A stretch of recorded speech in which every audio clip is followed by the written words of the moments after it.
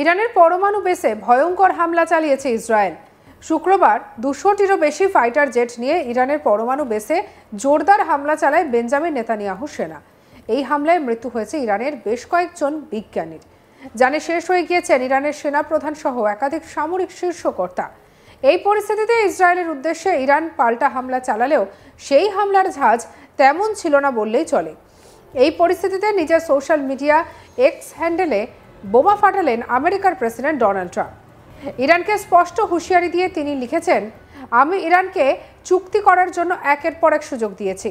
আমি তাদের কঠোর ভাষায় বলি, এটা করো, কিন্তু তারা যতই চেষ্টা করুক না কেন, যতই কাছে আসুক না কেন, তারা এটা করতে পারেনি।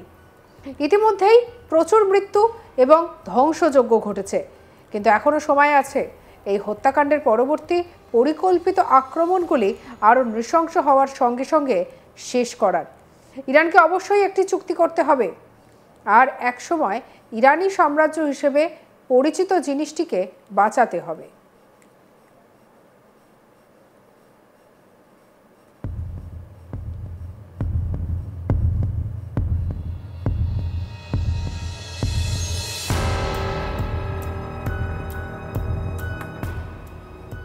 প্রসঙ্গত, ট্রাম্প এই হুমকি ভরা পোস্ট করেছেন ইরানি পরমাণু বেস এবং সামরিক ঘাঁটিগুলিতে ইসরায়েলের হামলার পরে।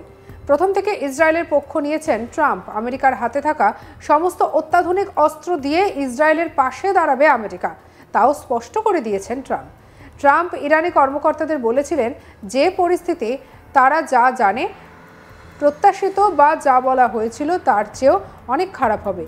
তিনি আরও বলেন, আমেরিকা অনেক এগিয়ে রয়েছে, বিশ্বের সবথেকে উন্নত এবং শক্তিশালী সামরিক সরঞ্জাম তৈরি করবে। প্রচুর পরিমাণে উন্নত এবং শক্তিশালী অস্ত্র তাদের কাছে রয়েছে বলে উল্লেখ করেছেন ট্রাম্প। প্রসঙ্গত, ইরানে ইসরায়েলের বিধ্বংসী হামলায় পরমাণু কেন্দ্রগুলো থেকে তেজস্ক্রিয় দূষণ ছড়াতে পারে বিস্ফোরক তথ্য সামনে আনলেন আন্তর্জাতিক পরমাণু শক্তি সংস্থার প্রধান, আর তাতেই চিন্তা বাড়িয়েছে গোটা বিশ্বের। অবশেষে মধ্যপ্রাচ্যেও শুরু হয়ে গেছে যুদ্ধ। ইসরায়েল ইরানের ওপর বড়সড় হামলা চালালো। রাজধানী তেহরান সহ একাধিক পরমাণু এবং সামরিক ঘাঁটিতে একযোগে বোমা বর্ষণ করেছে ইসরায়েলি সেনা। অপারেশন রাইজিং লাইন নাম দিয়ে এই অভিযান চালানো হয়।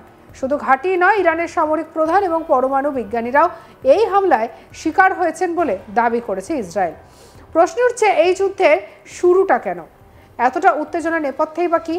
ইতিমধ্যে ইরানের সর্বোচ্চ নেতা আয়াতুল্লাহ আলী খোমেনি ইসরায়েলের প্রধানমন্ত্রী বেঞ্জামিন নেতানিয়াহুকে হুঁশিয়ারি দিয়েছেন, বড়সড় শাস্তি ভুগতে হবে ইসরায়েলকে। আন্তর্জাতিক অ্যাটমিক এনার্জি এজেন্সিও নিশ্চিত করেছে ইরানে পরমাণু ঘাঁটিতেই হামলা চালিয়েছে Israel.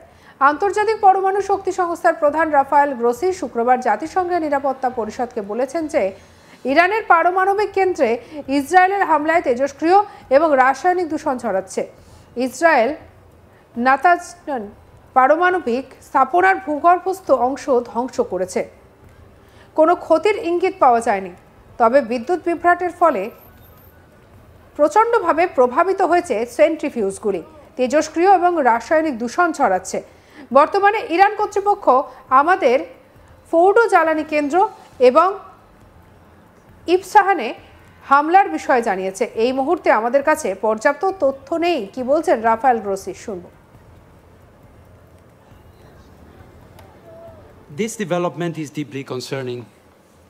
I have repeatedly stated that nuclear facilities must never be attacked, regardless of the context or circumstances, as it could harm both people and the environment. Such attacks have serious implications for nuclear safety, security and safeguards, as well as regional and international peace and security.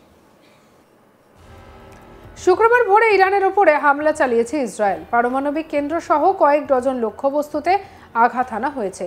এ বিষয়ে এক Israeli সামরিক কর্তা জানিয়েছেন, এই হামলাগুলি ছিল পূর্ব নির্ধারিত সুনির্দিষ্ট সম্মিলিত আক্রমণাত্মক। ইসরায়েলের প্রধানমন্ত্রী বেঞ্জামিন নেতানিয়াহু বলেছেন, এগুলি ছিল অপারেশন রাইজিং লাইন এর অংশ।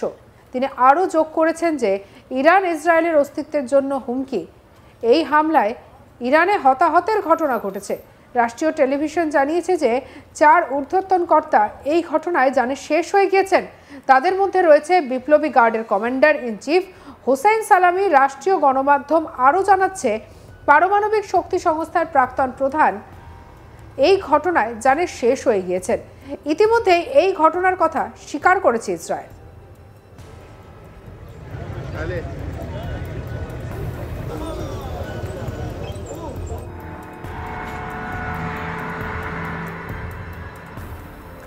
এই বিষয়ে ইসরায়েলের প্রধানমন্ত্রী বেঞ্জামিন নেতানিয়াহু জানান, কিছুক্ষণ আগে ইসরায়েল অপারেশন রাইজিং লায়ন চালিয়েছে। এটা একটা মিলিটারি অপারেশন।